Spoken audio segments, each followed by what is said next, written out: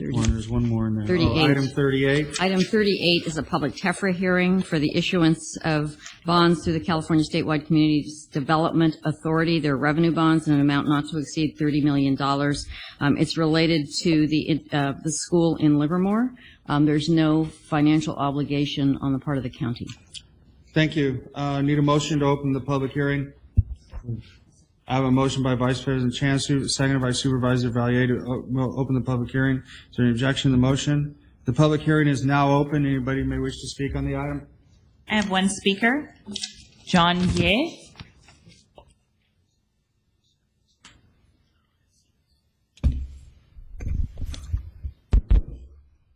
Good morning to the Board of Supervisors. My name is John Yeh. I'm an attorney with Burke, Williams & Sorensen. I'm here on behalf of my client, the Livermore Valley Joint Unified School District. And the school district asked me to come today to address its perspective on the proposed revenue bonds, mostly in the context of some questions that the district is continuing to investigate since it just learned about the issuance of the proposed bonds. Let me first provide the nexus between the school district and the matter. To clear the record, and I'm sorry, we'll start your time. I'll give you a few hours. You didn't just hear about it. You've known about it because we just continued it for 2 weeks. So yeah. When you say just heard about it, you imply that you guys woke up yesterday, but this has been going on for 2 weeks. The 2 weeks is correct, yes. Thank you for that clarification. Let me explain the district's nexus to this matter that you have before you. The district, under the Education Code, granted a charter for the operation of 2 charter schools in Livermore, the Livermore Valley Charter School and Livermore Valley College Prep.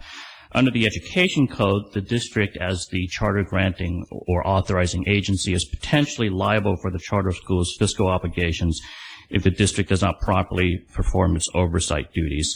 And the nexus is that the proposed bonds are for the leasing of land to the Tri-Valley Learning Corporation, which is the entity that operates the 2 charter schools in question.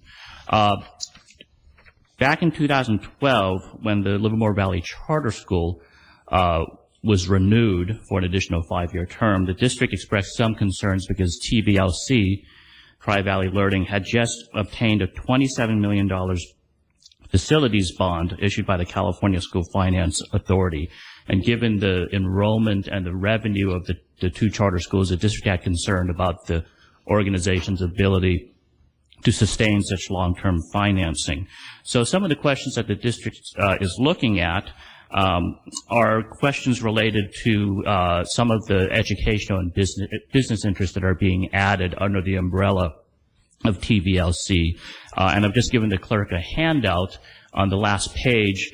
As I said before, the district authorized 2 charter schools in Livermore, but the Tri-Learning Valley Corporation is also oversees charter schools in Stockton, California, granted by the New Jerusalem School District, 2 charter schools in Stockton and 1 in San Diego as well. And the district also learned in reviewing the paperwork that part of the proposed bond revenues would go to the addition of private schools and charter schools in Livermore.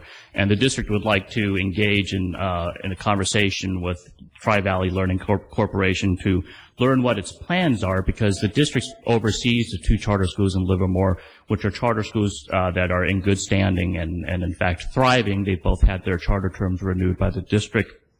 But this seems to be the magnitude of the additional interests that are being added, not only the Livermore Charter Zone Corporation, but California Preparatory Academies, which are proposed private schools, we understand. There are some restrictions in the Education Code against the operation of private schools under the charter school law. So these are issues that the district is continuing to investigate. The 2 charter schools in Livermore, they've had their charter terms renewed by the district. They are in good standing. They are thriving. But quite frankly, the district's interest here is to ensure that these other interests don't impact the ability of these charter schools to continue to successfully operate in Livermore. Thank you for your time. Thank you. And then I just wanted to ask you a question. I'm assuming you read the document, right? Yes, I did. And you do see that there's a firewall between the charter schools and through the school district, correct? I That's really a yes or no question. did see that, but yeah. So you're really objecting to the more of the structure of the charter school and how they're expanding more than the fiduciary responsibility, because you see, as we see in a TEFRA hearing, we're not responsible for $30 million bond, and you can see that ultimately you will not be either, correct? I would add one caveat that the education code provision that I cited earlier potentially pierces the firewall, because the authorizing or the charter granting agency potentially could be found liable for the financial acts of the charter school. I read it, and the attorneys that I had look at it read it, and they read it a little differently. So, okay. All right, thank you. Thank you. Anybody else on this item? Of county council? Or? Okay, so I'm going to close the public hearing. Is that okay? Okay, can I get a motion to close the public hearing? Moved by Valier. Seconded by Carson to close the public hearing. Questions? Back to Supervisor Chan. This is either for county council or for the county administrator. We have these hearings on a regular basis. What is our authority and obligation in terms of the substance of what's being asked for? Because we normally don't have long discussions on these. Of course, we have to have a public hearing. Correct. Sorry, my mic does not seem to be on. It's on. So the county, as the entity holding the TEFRA hearing, has no obligations or responsibilities for the underlying transaction. Your only obligation, in many cases, you don't even have an obligation to actually conduct the hearing. It's sort of a voluntary thing, as long as there is another jurisdiction where they could go to. For example, in this particular bond funding, they could have gone to the city of Livermore. They could have gone to any other location where they have project site that is related to the underlying transaction. So they've come to the county, and as a matter of course, we usually hold these TEFRA hearings. It's an opportunity for the public to come in and speak to the matter and express their interests or concerns, and then for you to act in adopting the resolution. And you have no obligation to hold the hearing or to adopt the resolution if you so choose. It's entirely within your discretion. Okay, any other questions? With that, is there a motion?